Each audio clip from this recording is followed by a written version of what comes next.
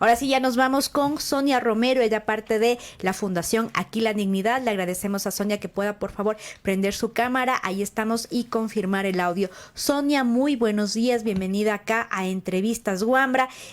Buenos días. Buenos días, ¿cómo están Verónica? ¿Cómo estás Gabriela? Mucho gusto, muchas gracias por invitarnos. Las gracias a ti, por supuesto, y aquí la dignidad. Y bueno, queríamos justamente conversar sobre este nuevo dictamen de la Corte Constitucional. ¿Qué significa? ¿Cuál es su alcance?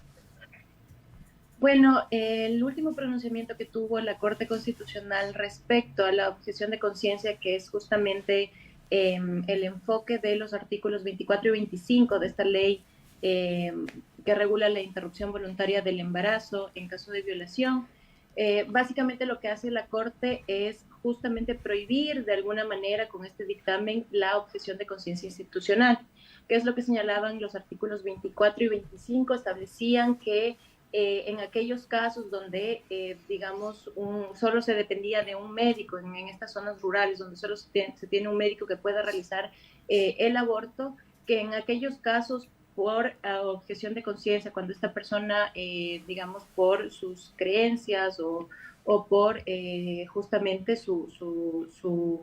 justamente su creencia religiosa, pues no quisiera practicar el aborto, podía derivar a la paciente a otro hospital, lo cual completamente contraría los estándares internacionales de derechos humanos, también contraría lo que significa la objeción de conciencia, pues la objeción de conciencia no se puede utilizar para vulnerar un derecho como es el derecho a la salud, el derecho a la vida de una víctima.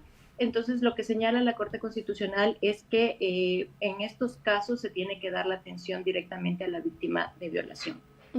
Sonia, en ese sentido, esta suspensión justo que hace como tal la Corte Constitucional, ¿qué significa para la vida de las mujeres, las niñas y adolescentes que han sido víctimas de violencia sexual? Significa que las mujeres, los niños, los adolescentes que vayan a realizarse un aborto justamente por violación, pues deben recibir la atención directamente del hospital, del lugar, de la clínica a la que vayan a asistir. No se puede alegar objeción de conciencia para no ser atendidas.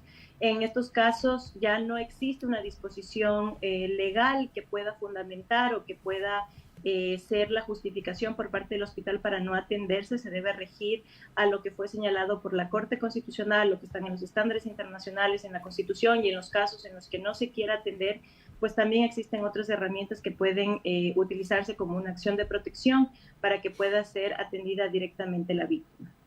Ahora, ¿qué pasa con la situación en cambio de los médicos? Porque un poco digamos, la noticia que se ha recogido en algunos medios ha sido que este dictamen más bien estaría, si se quiere, limitando justamente esta objeción y si se quiere también el derecho de los médicos de alguna manera. Sí, ahí justamente por eso partía señalando un poco que si bien existe el derecho a la objeción de conciencia, cuando existen dos derechos que están en juego, se realiza una especie de ponderación. Tenemos por un lado la objeción de conciencia frente al derecho a la salud, frente al derecho a la vida, frente al derecho a la integridad personal de las niñas, adolescentes y mujeres. Cuando esto se genera, se hace esta ponderación de derechos y cuál va a resultar con un impacto más grave.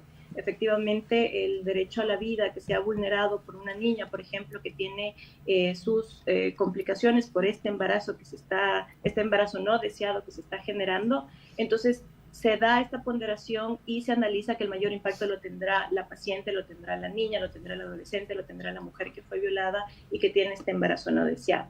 Entonces, frente a eso, que es justamente lo que se ha dado en otros pronunciamientos, lo que se ha analizado, esta ponderación, es lo que permite que ahora la Corte pueda suspender temporalmente, digamos, la aplicación de estos artículos y se pueda garantizar el derecho a la salud.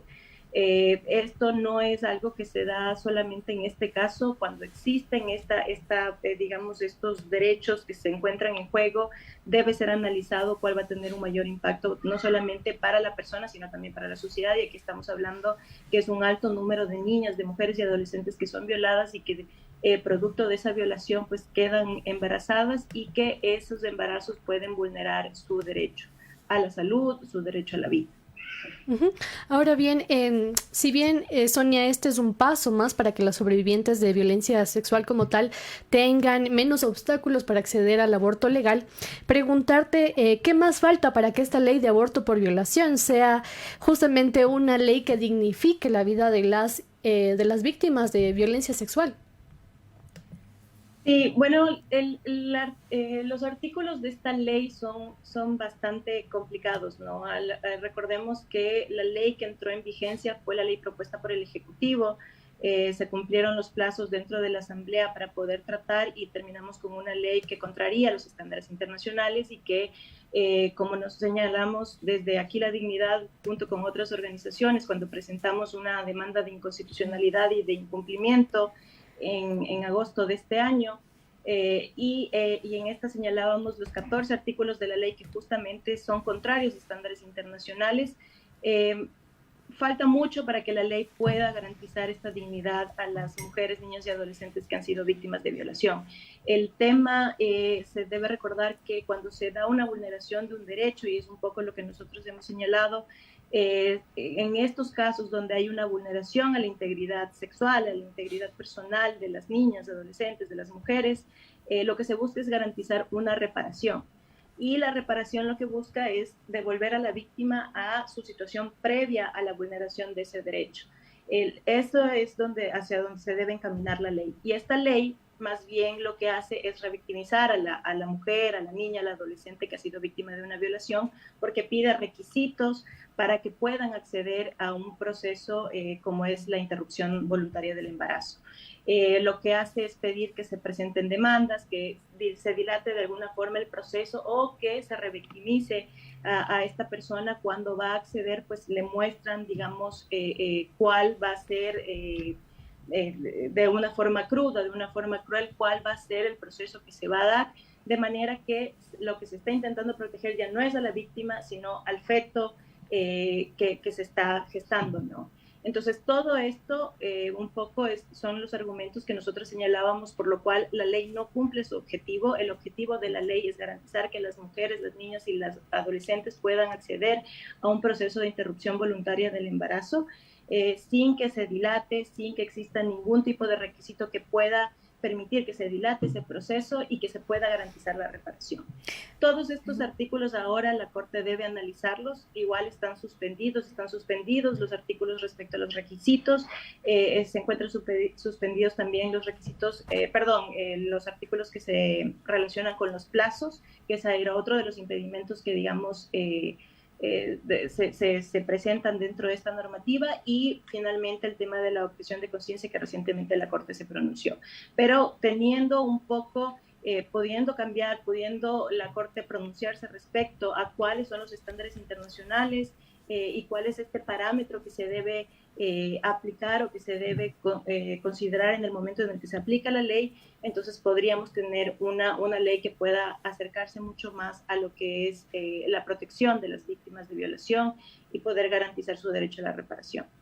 Ahora, justamente sobre las demandas pendientes, ¿cuál otra más está pendiente y cuánto tiempo la Corte tiene para pronunciarse sobre estas?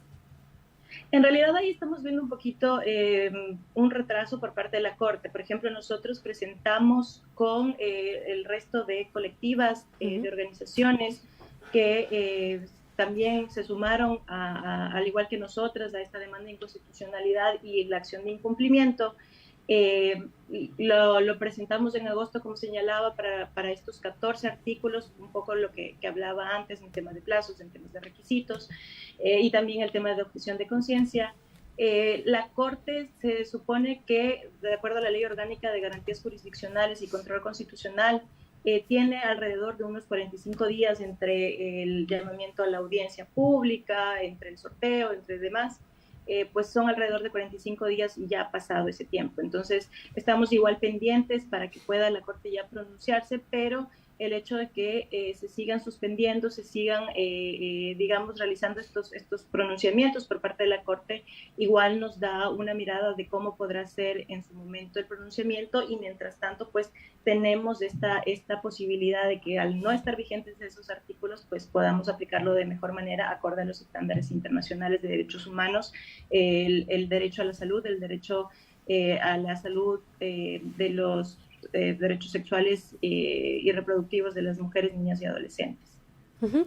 Ya casi para finalizar, Sonia, también preguntarte, bueno, sabemos que frente a estas demandas también están algunas organizaciones sociales, organizaciones de la sociedad civil en general, de mujeres feministas. ¿Cómo continuarán organizándose este 2023? Bueno, ahora como hemos presentado ya estas acciones, de todas formas seguimos pendientes, seguimos haciendo un seguimiento a lo que esté señalando la Corte, a cómo se esté pronunciando, dando acompañamiento igual a las víctimas de violación. Y pues estamos también pendientes de cuándo vaya a generarse estas audiencias públicas. Hemos presentado respecto a las distintas demandas varios amicus, hemos llamado a distintas organizaciones para que puedan presentar también sus amicus, tanto nacionales como regionales, de manera que pueda darse este apoyo que también se vio cuando se declaró la inconstitucionalidad del artículo 151, que justamente hablaba de el aborto por violación, o sea, digamos, las causales de aborto. Entonces, seguimos organizadas de esa forma, seguimos dando ese apoyo y seguimos dando el acompañamiento a las víctimas. El siguiente año lo que vamos a hacer es justamente generar procesos que puedan permitir acelerar este pronunciamiento de la Corte Constitucional y pues tener pronto esta normativa que permita a las niñas, adolescentes y mujeres pues tener su proceso de reparación garantizado. Sonia, agradecerte por esta entrevista y pendientes entonces de cuáles van a ser en este nuevo año, por fin, los dictámenes ya totales de la Corte y ya definitivos. Muchísimas gracias por la entrevista. A ustedes, muchas gracias.